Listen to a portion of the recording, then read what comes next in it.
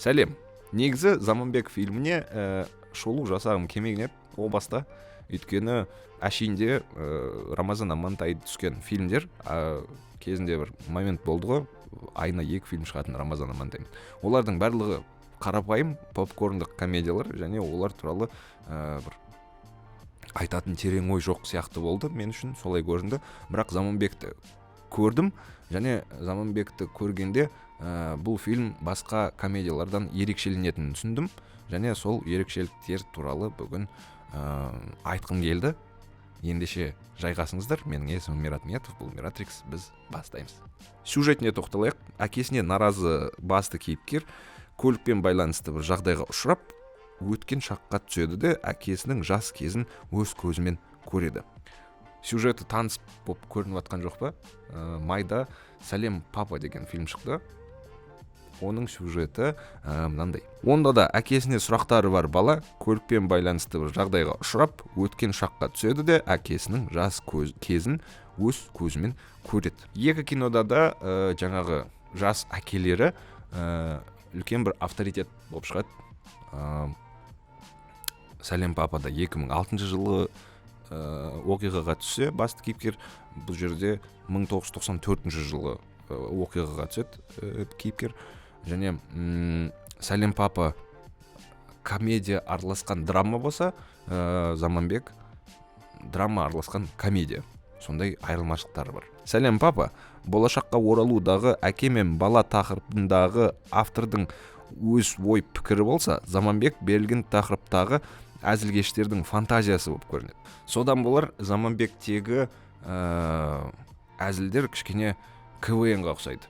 КВН-дегідей, мысалы, әзіл ойнатылып жатқан кезде әзілге сол сахнада так вышло тұрған актерлар, репликалар жоқ, мысалы, реакциялар жоқ актерлар қарапайым КВН-ның сахнасында тұрғандай тұра береді.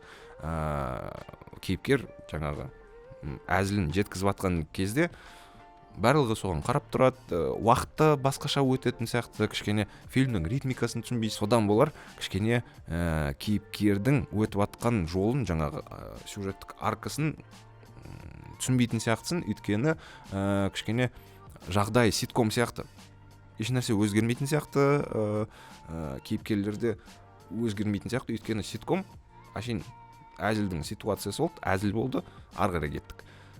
Сондайдан құрастырылған кинода. Сосын Рамазан Амантайдың кейіпкері шик жазылғандай. Оның мотивациясы нашарлау, кей істерін түсінбейсің, басқа кейіпкерлерде оған беріле салады, өйткені ол басты кейіпкер. Дегенмен фильмнің кастингті жасаған кастинг директоріне бас ием кәдімгідей, өйткені актерлер керемет табылған, жас кездері де, есейген кездері де, жалпы актерлер өте мықты алынған, табылған. 94 жылғы басты антагонисттің қазіргі заманның өте заманауи бір прическасы еске түседі, бірақ онысы мейлі енді. Қалғанның бәрі керемет. Ерекше атағым келгені Шынар Асқарова мен Бақытгүл Серікбаеваның ұқсастығы. Оны алғаш рет өзім кішкене қол тигізген «Қашан туасың» деген сериалда байқағанбыз. Ол сериалда жаңағы Шынар апай Бақытгүлдің шешесін ойнады, ал мына Заманбекте Шынар апай мен Бақытгүл екеуі бір кейіпкерді ойнайды. Яғни Бақытгүл 94 жылғы сәуле болса, Шынар апай 2024 жылғы тура сол сәулені сомдайды. Ал көрерменнің көзайымына айналатын кейіпкерді Жасұлан Әйтен ойнайды. Жасок негізі өте мықты актер, диапазоны өте жоғары. 1.90-да бірге жұмыс істегенбіз, және де керек десең драманда ойнап береді, ол күлдіріп те береді, және бұл жерде өте керемет бір персонаж берілді оған. Өйткені күлдіретін жерлері бар, жылататын да жерлері бар. Жасок жалпы үлкен молодец. Жалпы фильм прокатта миллиард жинады, миллиардтан астам қаражат жинады, және спойлерлерден қорықпайтын шығарсыздар. Нақты айта берейін да, сахналарын ашып кәдімгідей. Қазақстандық киноның жаңа фишкасы бар, кейіпкердің қолын кесіп алу деген. Шекерде де, Заманбекте де қолсыз қалатын кейіпкерлер бар.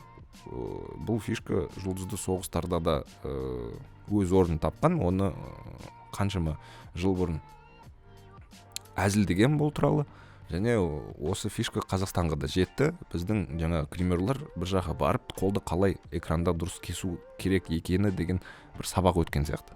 Шыны керек, Заманбектегі жаңа қолсыз қалған кейіпкер не үшін қолсыз қалды деген сұрақ туындайды менде. Өйткені жаңағы антагонист кесіп алады қолын, онысы секрет емес шығар. Бірақ сол қолды не үшін кесті, ақыры оның көздегені не болды деген сұраққа жауап жоқ та. Өйткені магазинде алып кеткен жоқ, ақшасында қайтып алған жоқ. Ашын ана қолын кесіп алды, ол қолын не істейді ол? Вот мейлі жынына тиген шығар айтқан сөзі. Бірақ қолды кесіп не үшін кесті? Не үшін жасалған зат? Сондай сұрақ туындайды, және ондай сұрақтар жалпы былай қарап отырсаң шыны керек фильмде өте көп. Жалпы айтқанда сценарий фильмнің үздік жері емес. Кейіпкерлердің сюжетте өтетін аркалары нашар, кейіпкерлердің жартысынан көбі ашылмаған, фильмнің жартысынан көп бөлігі ситком, басты кейіпкердің керек кезде бір қырлары пайда болады.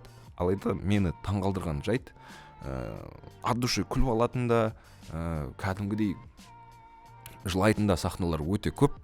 Яғни киноның қанша жерден ақаулықтары табылса да, көрінсе де бір жанын салып жасалғаны көрініп тұрды. Өйткені кинотеатрдан шыққанда бір эмоцияға толы болып шығасың. Айтпақшы, фильм продюсері әнші Серік Ибрагимов. Ол туралы екі жесткий әзіл бар. Өзіне өзі прикол ұстағаны қатты ұнады маған. Фильмді жалпы фильм қалай саған деп сұрайтын адамдарға фильмді сипаттап беретін екі отсылка бар. Бірі Мадина Ералиеваға, екіншісі Заманбек Нұрқадиловқа. Бір қарасаң, сол екі отсылкада не в тему сияқты, кішкене не үшін тыққа оны, онсыз да оны алып тастасаң да фильм одан жаман болып қалмайды деген ой туындайды да. Бірақ екі отсылкада көңіліңе тиеді.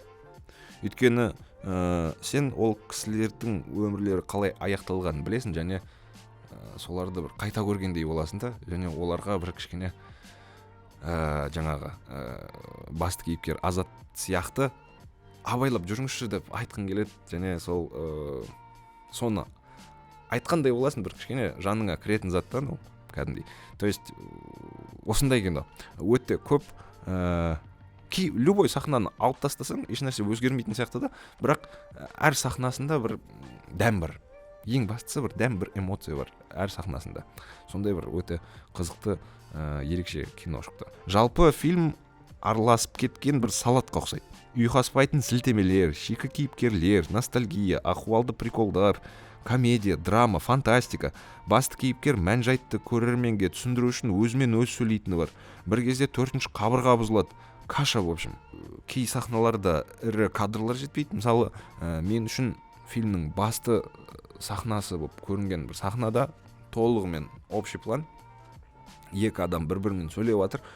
Екіншісінің эмоциясын көріп жатқанда жоқсың. Бірақ сол эмоциясын көрсеткенде ірі планда әдемі қылып ойнатуға болатын еді бұның бәрін. Мысалы, неге Жакстың баласы 94-ші жылғы бір досына ұқсап тұр, қатты ұқсайды деген ой туындамайды неге ешкімде. Көрерменде сұрақтар өте көп туындауы мүмкін, бірақ фильмде адамдар ешқандай сұрақ қоймайды, өйткені фильмде барлығы нормально. Жаңағы атап шыққанның барлығы нормально фильм үшін. Сондай фильмнің әлемі сондай да өзі. Ойлай берсең, туындыға қойылатын кәсіби сұрақтар өте көп. Бірақ фильмнен алатын эмоциялары да қырғын. Көтеретін тақырыптары да көп, ерекше бір кино. Күлесің де, жылайсың да, жынданасың да, рахаттанасың. Авторларды ұрсасың да, мақтайсың. Ерекше бір кино. Салада жұмыс істегесін, кішкене маман ретінде киноның дамуын қалайсың. Кішкене содан техникалық тұрғыда киноға қарайсың, сценарийін талқылайсың деген сияқты. Бірақ бұл фильм маған бір ой салды. Өйткені кино, былайша жалпы өнер ретінде қарасақ, киноның ең басты мақсаты ол көрерменге деген эмоция сыйлау. Ал Заманбектің сыйлайтын эмоциялары өте көп. Яғни Заманбек жақсы кино, өйткені эмоция алып шығасың, түрлі ойлар туындайды басыңда деген сияқты. Техникалық тұрғыда дұрыс түсірілмесе де, дұрыс дегенде андай фестивальдарға барып көрсететін кино болмаса да сапасы нашарлау шығар, кейбір жерде дыбысы да оңбайды десек болады. Бірақ бұның барлығы екінші тарапта, ең бастысы бұл фильм эмоция сыйлады. Және сол эмоцияны мен мысалы сіздерге сол эмоциялармен бөліскім келді. Бұл үлкен бір